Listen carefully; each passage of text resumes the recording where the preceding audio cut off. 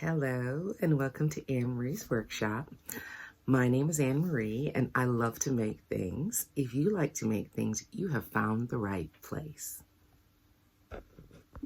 If you like this kind of content, please like, subscribe, and share.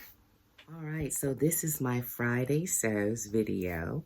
Friday Sews is a Facebook group created by Jenny Wessner and for creators to share what's going on in their workshop. So the topic or the forum question this week is, did you achieve your goals in 2022? Yeah, I did. The number one goal was for me to sew with joy and freedom. I don't know about you, but I always felt my entire life that when I was sewing, I was getting away with something. That there was something else I should have been doing, but because I enjoyed sewing so much, enjoyed finding fabric and buttons and fashion and creating and stuff like that, somehow the pleasure of that somehow it's something that should have been, you had to sneak to do it. It was subterfuge. It wasn't like you had to justify enjoying an activity that much. So my goal last year was to sew with freedom, with joy, with because I said so. I'm making it because I said so. I have the money to buy the fabric. I have the means to by which to sew it. And I have the time now that I'm retired. And though I do have commitments as far as to people and organizations and myself, I'm taking this time to do something I love. So that's the number one goal that I achieved. Now, did I achieve making all of the things I set out to make? Well, if I go by my 9 makes challenge, I'll put that over here, I got 8. 8 out of 9 is not bad. I don't know what the percentage is, but I still think that's close to an A. I think my professor would round me up to an A. And what was most important is how much I enjoyed doing it. It was not a 9 makes and at the end of the year when I didn't achieve the other one, there wasn't there was no anxiety. This was an anxiety without year as far as sewing was concerned. And I absolutely love that. So that's what my plans were for 2022. I got almost everything done except for that monster quilt that I knew was because it was a self-design, that it was going to be a little bit more complicated then. And I saved it till last. And then I got wrapped up in the holidays and enjoying myself. So I'm going to take it on this year. It'll be done by the end of this year. But as far as my plans for 2022, I'm very content. So as for what's going on around the workshop, I have to admit, this year is pretty much, this week has been pretty much about putting things away because I didn't come here the last week or so of December. I was busy playing.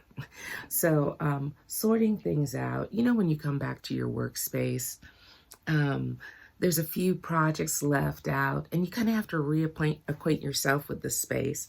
So I went through and I put everything away. I also, this week, I cut out an outfit for my daughter because while she was here, we were busy having a good time. So I did not finish something that I was started for her. And it was this Mimi G pattern, Mimi G style. It's an old one. It's a slouchy shirt and a casual pair of pants. And she has special instructions for to deal with stripes. And my daughter had this beautiful, I'm trying not to crinkle at you all. She had this beautiful fabric by Core, and it's a vacation fabric. I think I kept the tag. As I finish it, I'll find the tag that described the fabric. But I cut that out. I have plans to cut out, I have a little mini haul. I got this Vogue, very easy, very Vogue. It's number 8179. I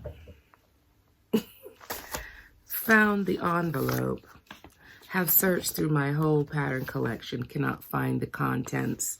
And so I went on eBay and picked this one up because I don't feel like being frustrated. When I have the mood to make something, I want to make it. I don't feel like being frustrated. And the cost of the pattern was so cheap. I know a year from now, I'm going to find the inside of the pattern somewhere. That's how it is. But, so the inspiration, that pattern has 4 buttons. I have a wedding this month. And look at this button by Sewology.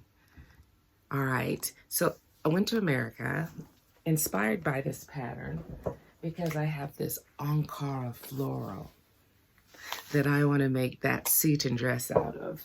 Because the dress can stand alone, the jacket would be fun, right? So I went there because I had one of these, or 2 of these, one of these, anyway.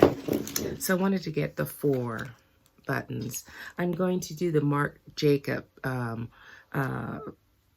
way of attaching the buttons, where I'll put a giant snap on the back because I don't want to make a buttonhole this big. And I stood there. Now, you know, I took a flight, I took a plane to get to America, right?